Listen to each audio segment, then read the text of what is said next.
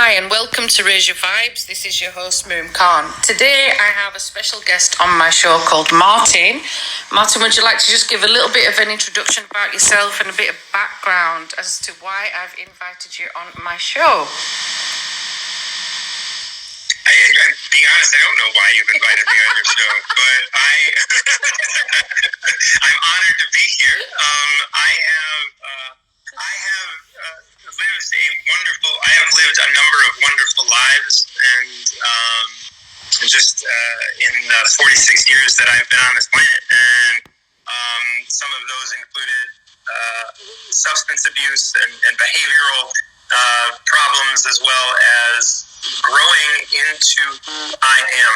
One of the things that I talk a lot about is the idea of what is it we are recovering to, and I always say we are recovering to ourselves.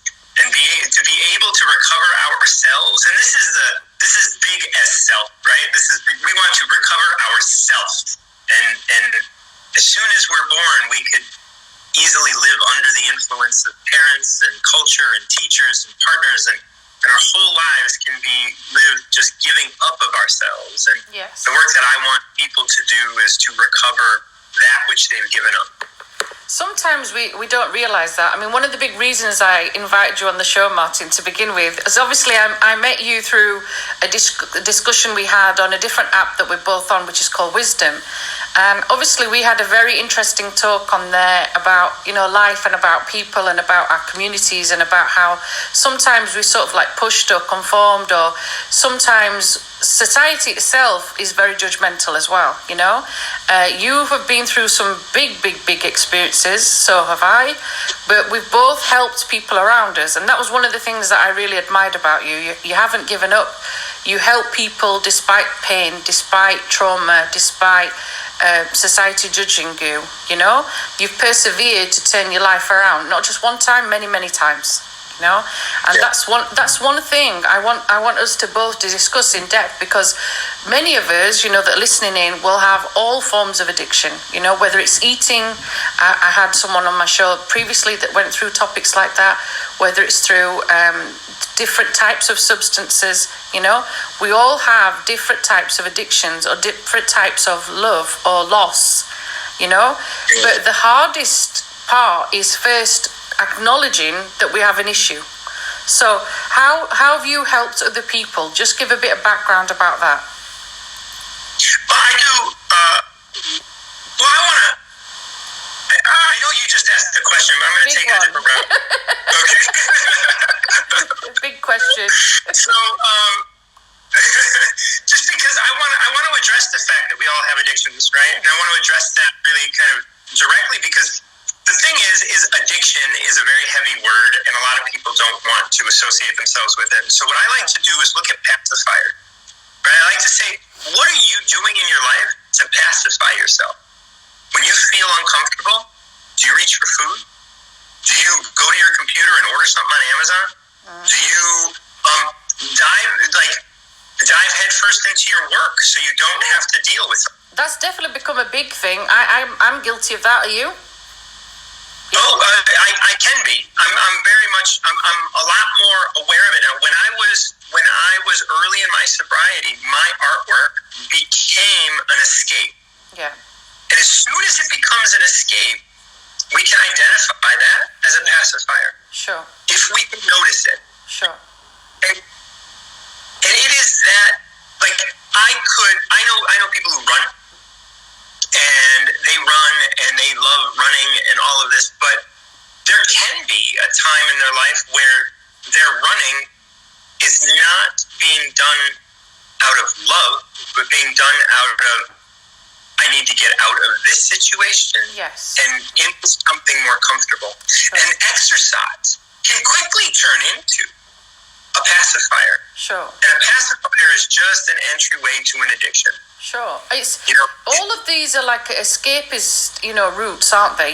We don't really realize that we're doing it, and sometimes it becomes very monotonous. Sometimes it becomes something that we thoroughly enjoy, or sometimes it's something we loathe, but we do it, like you said, as like an escapist route, because we don't really realize we're in that rut.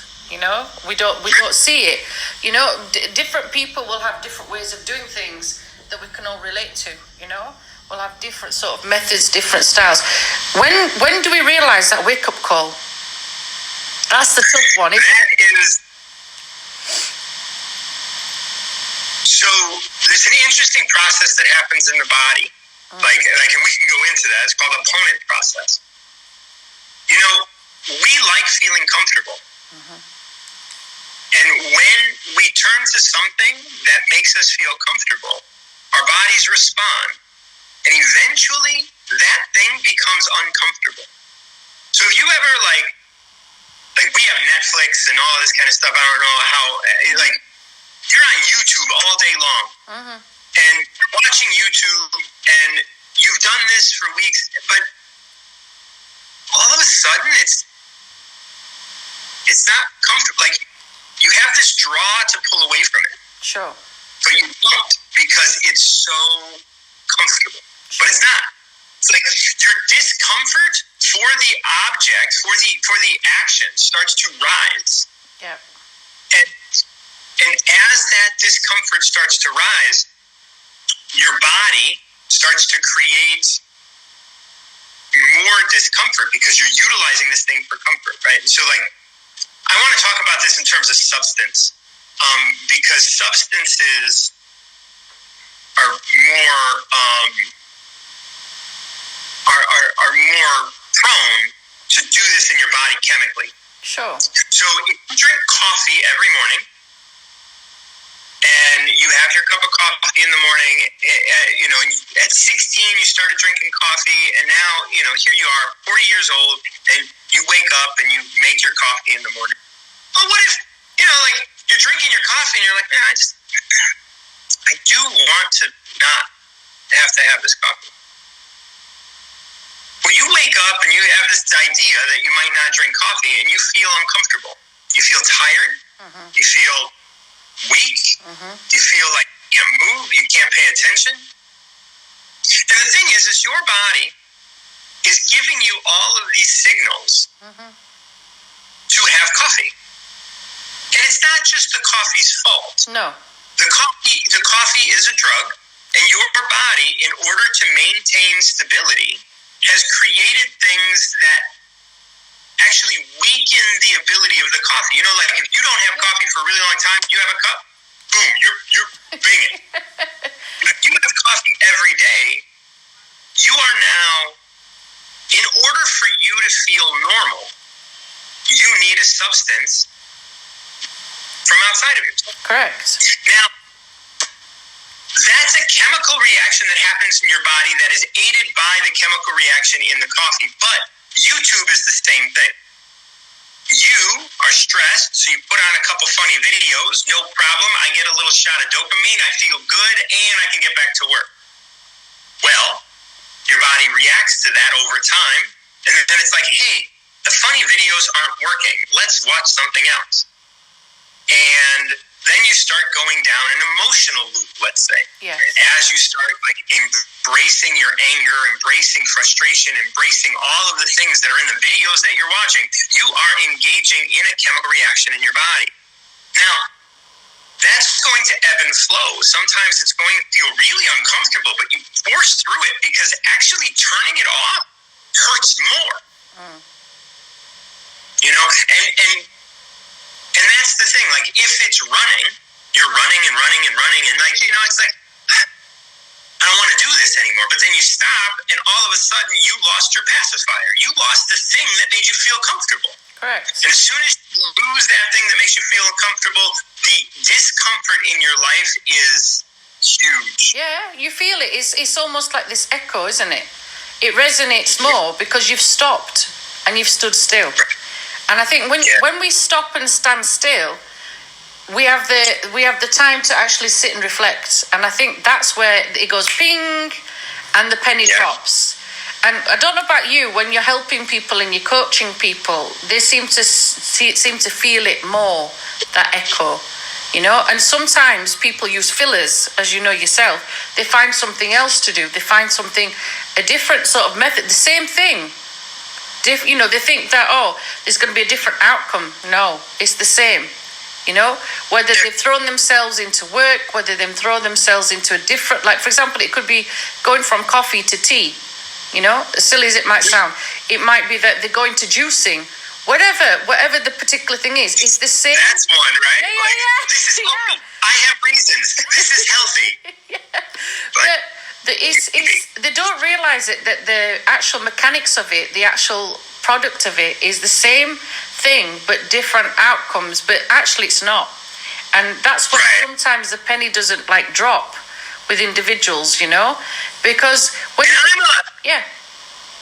a harm reductionist. So what that means is I want to prevent harm. That means if you want to quit coffee, great.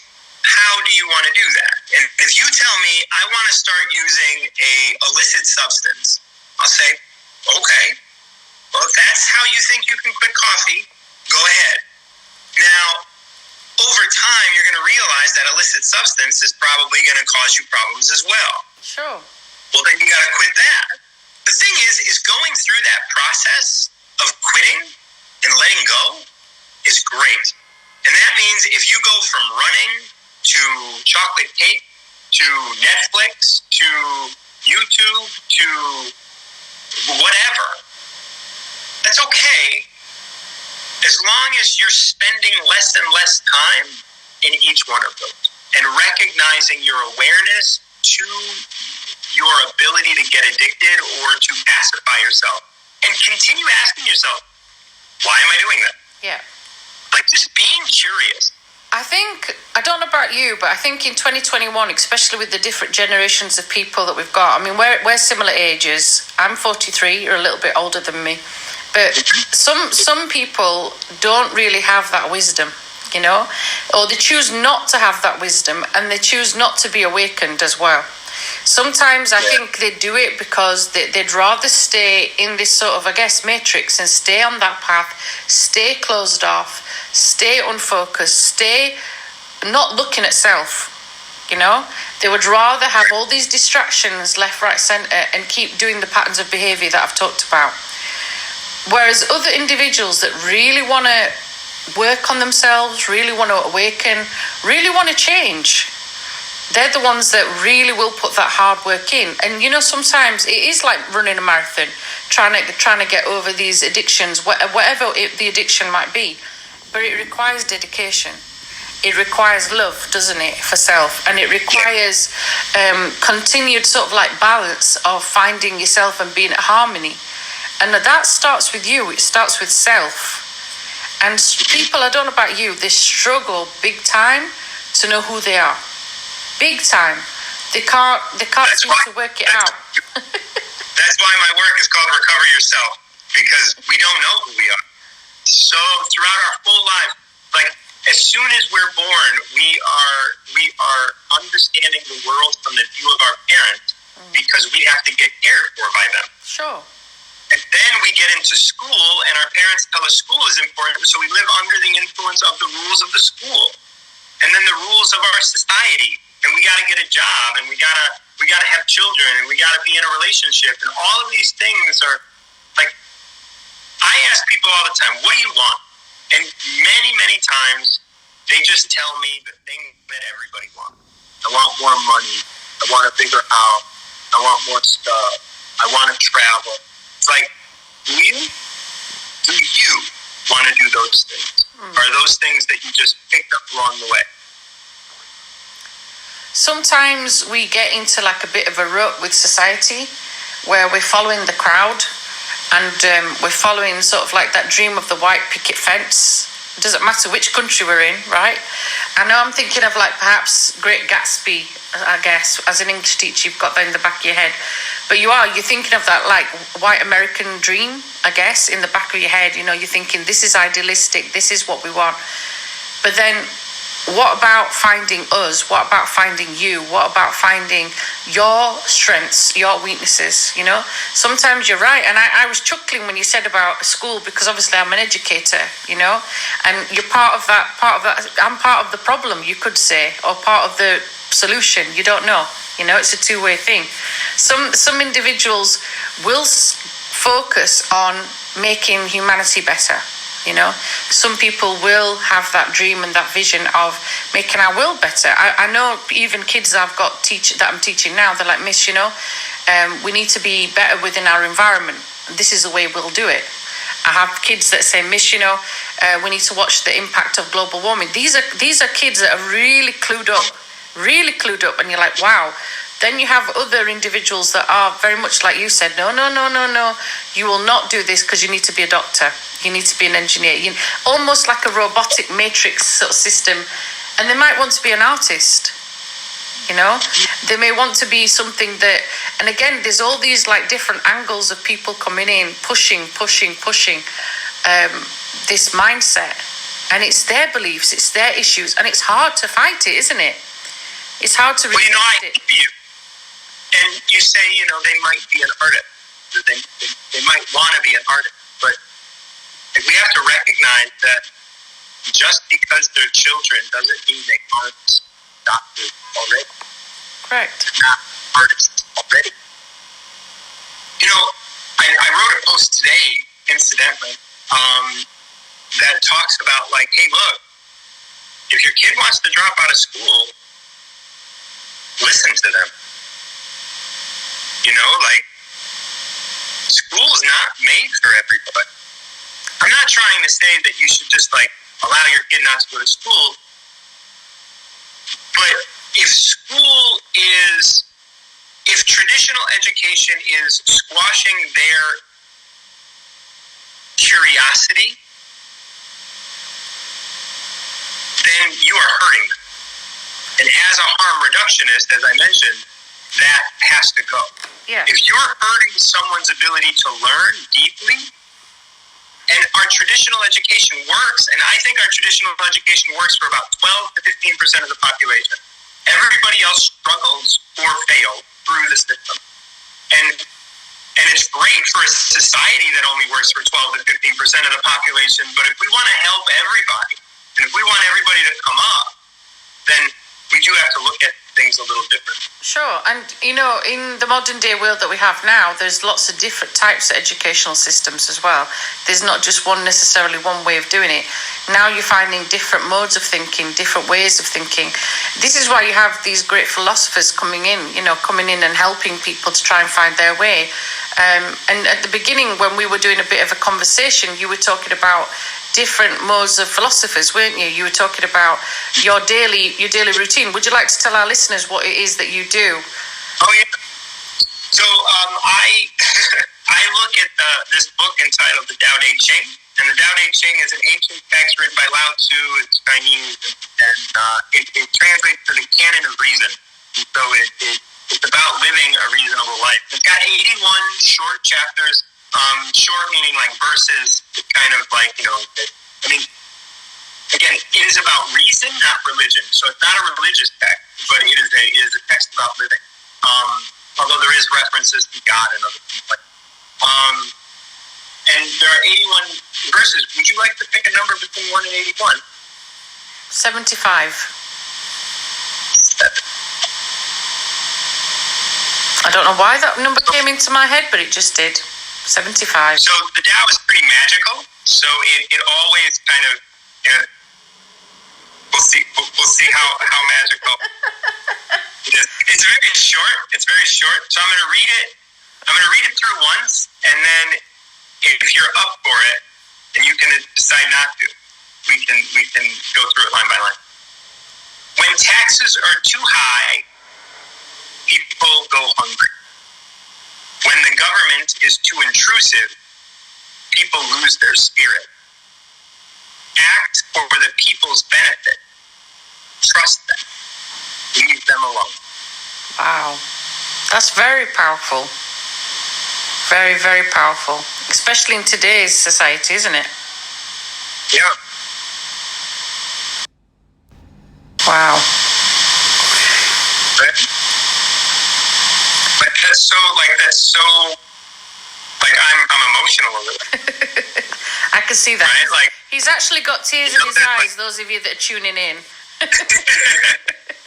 So those are that's so beautiful. Like when taxes are too high, people go hungry. When government is too intrusive, people lose their spirit. Like, what else do we have but our spirit? And if we have people intrude on us, the government, education, all of these different systems that we have, when those things get intrusive, we lose our ability to be us.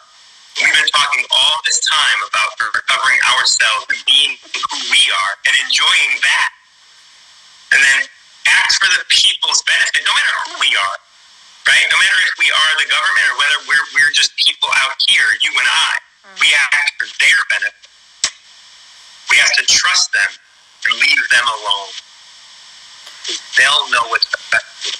It's quite interesting because this has got that concept of like Big Brother, you know, and in the world that we're living in at the moment, as you probably can agree, Martin, there is that idea of Big Brother.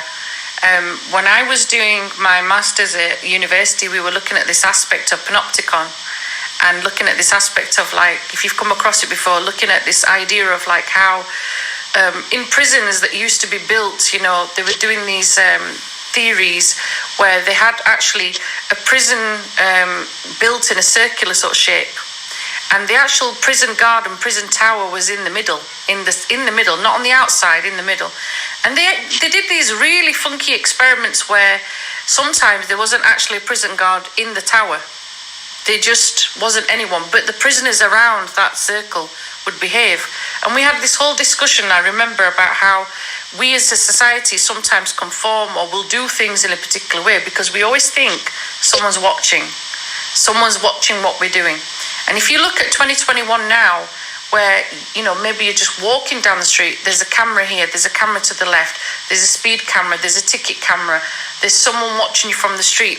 There's always this aspect of you being watched, you know, and not necessarily free will. Now, don't get me wrong, there's like pros and cons to that particular debate, isn't there?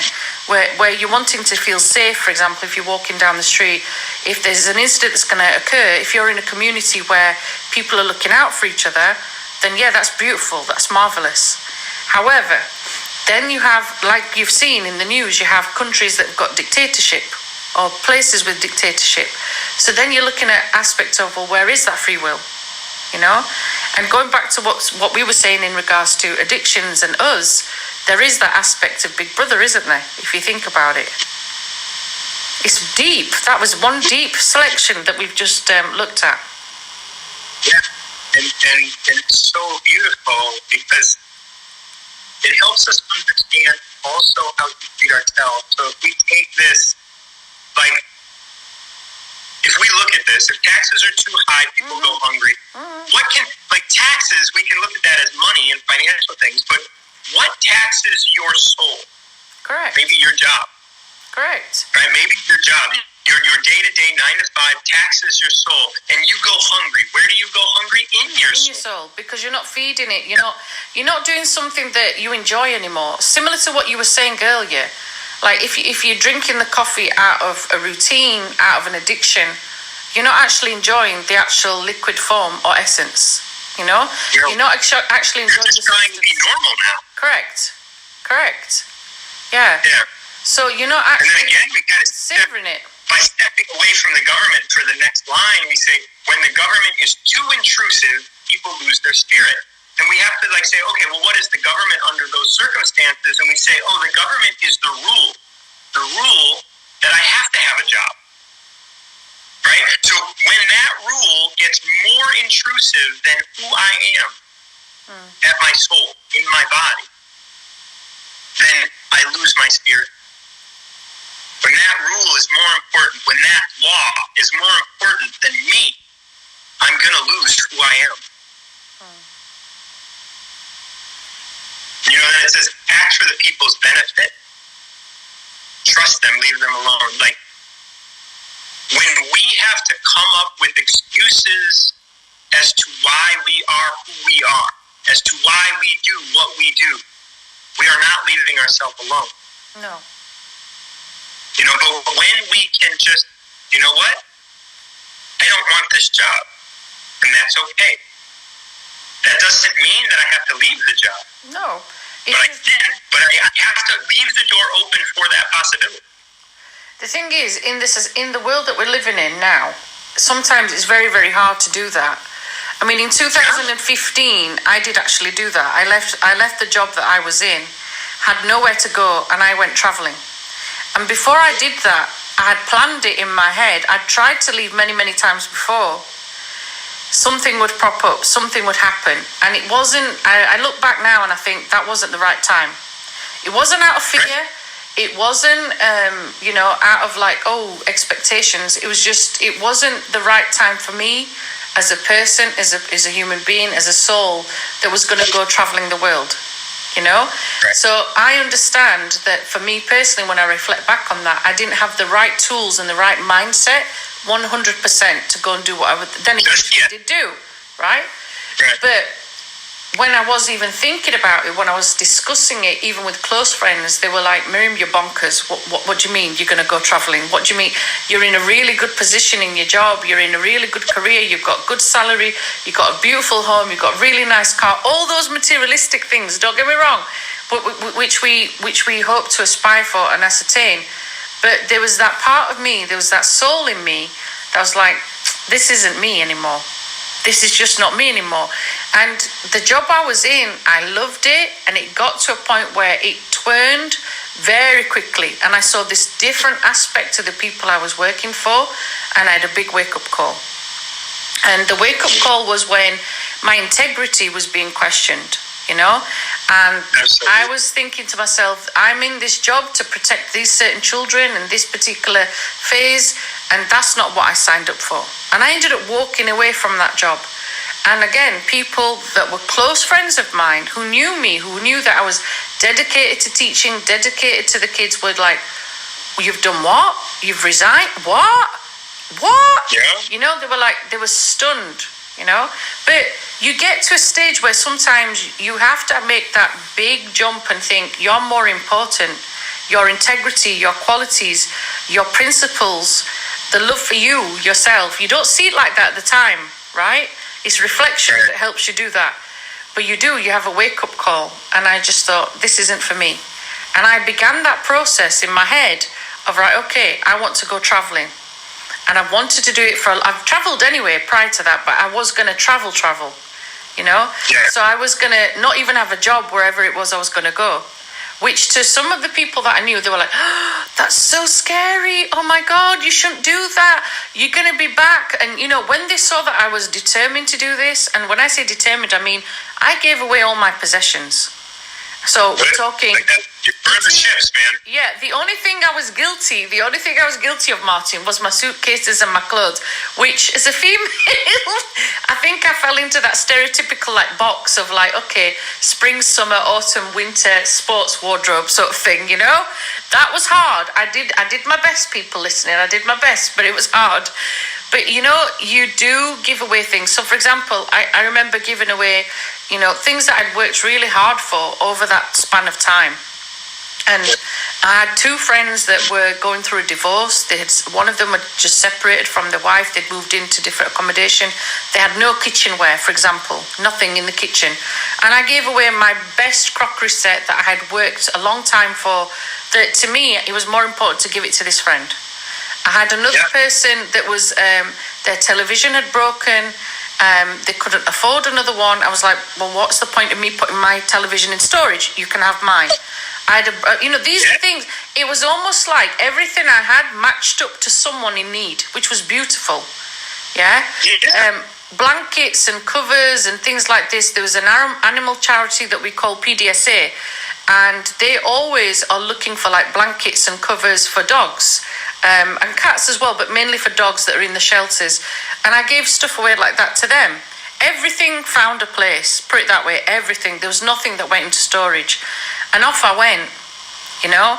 And I remember, still to this day, I remember people saying to me, close friends, saying, you're going to be back, you'll be back in 6 months because you're off to this country and, you'll be treated like a second-class citizen. And no, you're stupid. And no, it's just a dream, it's just a fade. Well, you know what, guys? I've not been home in 6 years. I've been off traveling different countries, as some of those close friends are aware now. They were like, oh, and she's now on the other side, living a dream, making it happen. And it's almost like there's this enviousness, when they see you living on the other side, doing the things you said you were going to do, determined to do the things you're going to do. And it's interesting how I let go of that fear. They're still clinging on to theirs. Do you get what I mean? So that mindset of mine had to change. For some people, I'm a role model, and for some people, they're like, "Ooh, I'm too scared to even try what she's done." Yeah. That's fine. And the thing is that you're going to be scared until you're not. Yeah. Just like you're going to do it until you don't. It's just a pacifier. Correct. Like you were saying, they see themselves from a place of fear. And just like you said, like those cameras are good, and like they do serve a purpose, because if you're afraid, they can help, but they can't, because if you're afraid, you carry that with you no matter how many cameras we pull up. Correct. We can put up 1,000 cameras, and your fear will change from one thing to another. Correct.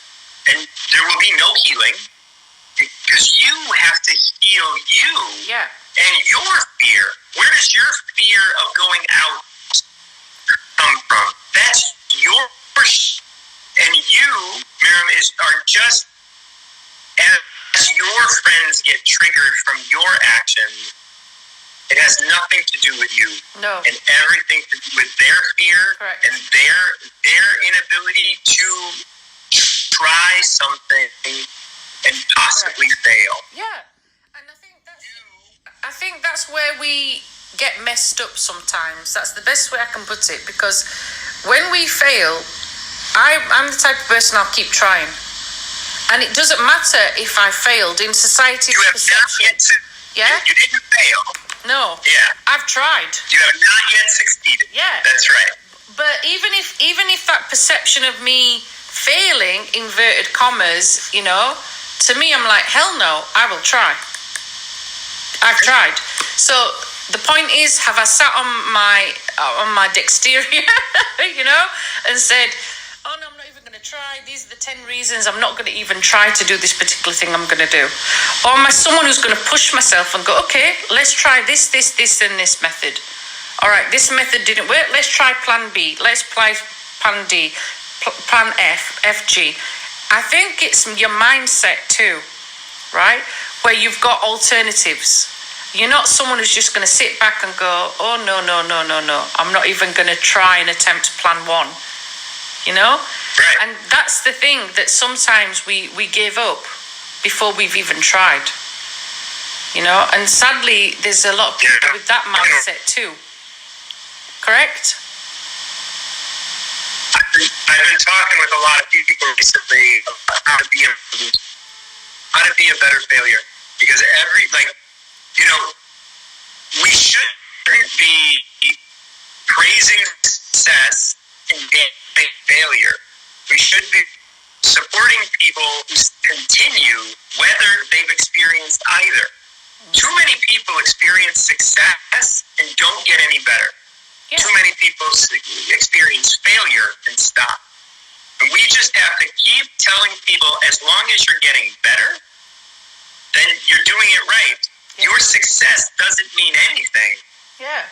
If you're not getting better. I did a podcast not so long ago, and I think I called it something like "Get Better, Not Bitter." Because sometimes we see people achieving all these different aspects of things that we've wanted, and we feel like a grievance almost. We feel this bitterness towards them, and the bitterness is because we're not happy in ourselves. We're not happy about these particular things. Like I said to you, when I ended up moving abroad and traveling, the amount of people that then got in touch and said, oh, can I come and stay with you and crash at your house? Or can I? And I'm like, no. I love y'all, but no. Because not in a rude way, you didn't support my dream initially, so why should I let you have a little free ride after? No, not gonna happen. If you want to come and visit me, you know how to buy a ticket and you know how to pay for accommodation. If you want to meet me for a meal or something, fine, not a problem. That's not me being rude. It's more about me being respectful of myself and showing love and compassion for myself, to the point where you're not going to let people take advantage either. despite them being friends, you know? So yeah, boundaries are real important. very. Boundaries are real important, you know, and the thing is you could forgive and love somebody and never lift a finger for them. But that doesn't mean you don't love them. It doesn't mean you don't care for them and what they are doing. No. It has nothing to do with that. Boundaries is a very important one, especially when you're talking about recovery, you know, like we've been talking about, and loving self as well. Even with people, I don't know about you, recently I've been coaching quite a lot of individuals who are struggling to sort of break free from certain patterns or narcissism or abuse in different ways, you know, mental health sort of like help. And it's hard to sort of break free from that and go forward and to go on that journey of like self-love. And it's in particularly hard when sometimes they have that victim mindset or victim mentality, or like I said to you, they don't see how beautiful they are. They really don't see how beautiful they are, because sadly there's this negativity around them all this time. There's this toxic circle of this. And again, people are sort of like pushing them into this corner, you know, and they don't see like the joy that they bring to other people, the joy that they have in their friendships. Instead, the people that are toxic are sort of like a sponge taking away all the goodness. And it's hard to sort of say to them, you know, you've got this. You're beautiful inside, beautiful outside. I can tell you that 1,000 times a day. But until you start believing it here, and until you start resonating it in here, and you start seeing how beautiful you are, my words are going to be empty, you know. And I think this also causes people quite a lot of mental health issues as well, with different forms of addiction, whatever that might be, whether it's work, like we've said, it could be their obsession with chocolate or coffee, or it's all different forms of escapism, isn't it, that they have. But mental health, I don't know about your sort of experience of this. To me, it seems to be on the increase. Since COVID, it seems to be like plummeted. Would you agree with that? Yeah, well, yeah, I do. It's a tough topic because mental health is an academic way of looking at it. The thing is we have, as a society, I think, tried to quantify and qualify mental health. And for me, as like a harm reductionist, as someone who doesn't want to continue like pushing harm, I like to just see people as like, what are you doing? But yes, we can say your mental health is hurt, but everybody's is. Yeah. And you know, like, people who can maintain or appear to maintain, or people who even, you know, work well within all of the systems, they have a big job, they have all the stuff, they have everything. There's something not them about them. Yeah. And that's the problem. And that's why it's like, yes, it is more in the light now that COVID exists and we are in this space of having to separate them, because it's not normal to do that. Yeah. Right? It is not normal to not be with other people, not hug people, not touch. That is strange. Mm-hmm. And we are not going to deal well with that. So as a harm reductionist, I want to say, look, hang out. You might get sick. It's okay. You might die, but it's okay too.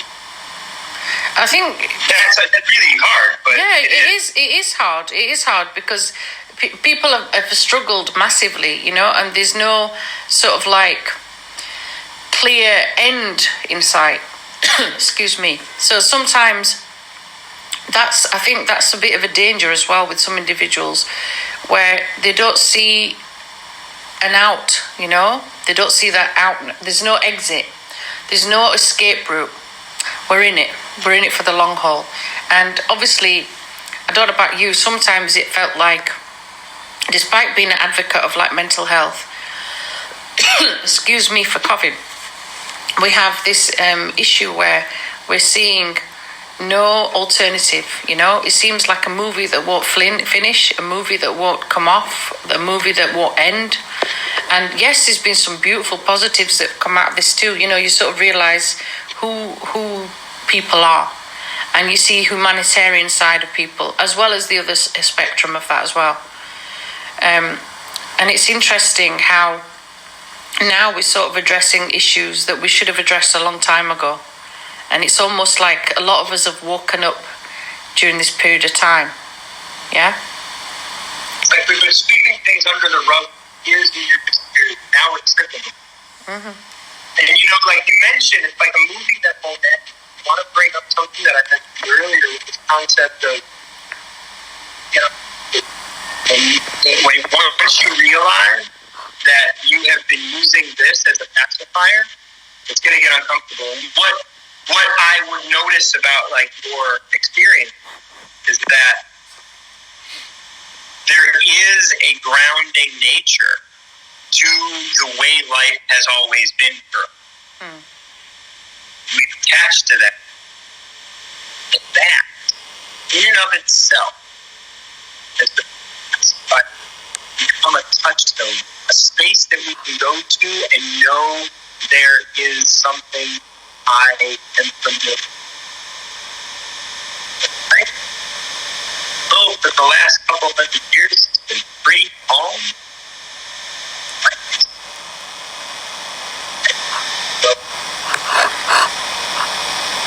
We don't have to.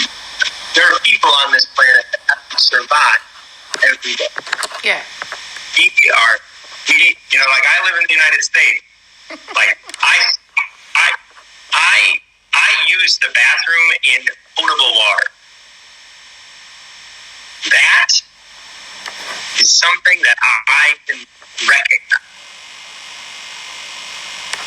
And that's something that's really, like if I can at least recognize that, I can step into the vastness of all that my privilege offers without judgment, without, that's a big deal.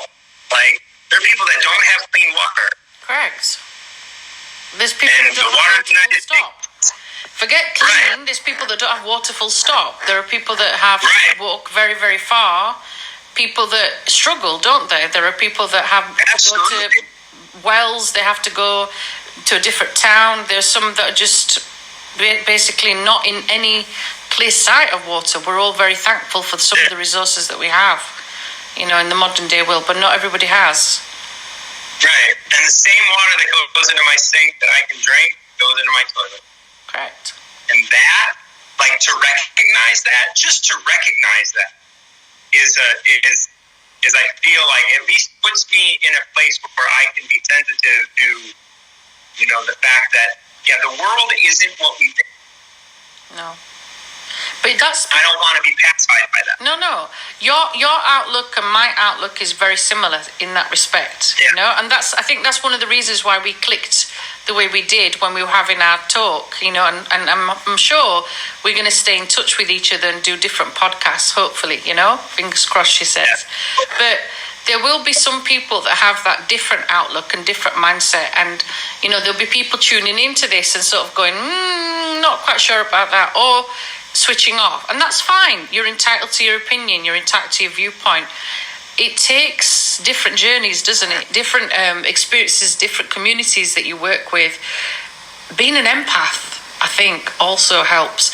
Being able to put yourself in a different pair of shoes, looking at life from a different perspective and thinking, how would I respond in this person's life? How would I respond if I was that person?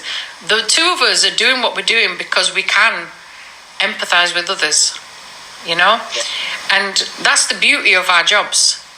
And I'm not saying jobs as in, inverted commas. I'm talking about our passionate jobs of helping others, helping people through wisdom, helping them grow, helping them to relearn, help them to relove. That's the biggest journey anybody could be on. But like we both said, until they're honest with themselves and honest about who they are, they're never going to be close to coming to that wisdom, Shall we select another one from your book? Oh. I think while we're on a roll. Yeah. The number 8 is in my head. Okay. So we're just looking up another wisdom. All right. Yeah, go for it. The supreme good is like water, which nourishes all things without trying. It is content with the low places that people disdain. Thus, it is like the Tao. In dwelling, live close to the ground. In thinking, keep to the simple. In conflict, be fair and generous. In governing, don't try to control. In work, do what you enjoy. And in family life, be completely present. When you are content to be simply yourself and don't compare or compete, everybody will respect you. How ironic is that that's just summarized everything we've just talked about? There's a lot of magic in the Tao, man. Like, I don't know. I think what you're it going to does, have to but send me, I think you're going to have to definitely send me a link to that particular book so I can read it, because obviously it sounds very, very fascinating. But isn't it ironic in a different respect that everything we've talked about today has summed up in the two that we've just looked at? I think that's quite beautiful. Yep. Yeah. There's so much magic. Like I keep a little copy. I keep a little pocket-sized copy in my car, and when people are having trouble and stuff, I go, pick a number. Then I hand them the book. You do your sort of magic on them, do you? Yeah. Just like not me. Just this is what you need right now. Yeah. All right. Interesting. So if we were to just summarize and conclude then, Martin, as we're coming up to the end of our podcast, what advice would you give to somebody based on obviously what we've been talking about today? It's got to be brief, brother. It's got to be brief. Yeah, gotta be brief. Challenge accepted. I would say in the best possible light, don't care. If you care about what someone else does for a living in their life, if you care about other people like accepting you, those are all things that are going to get you on the wrong path real quick. Yeah. And you'll be living under their influence. But if you, in the best possible way, don't care because you are afraid, don't care because you're hurt, but in your highest self, allow those things to be as they are. If it's raining, why do you care? It's raining, and that's okay. Whether that be metaphysical or physically. And don't forget, sometimes we need the rain. That's right.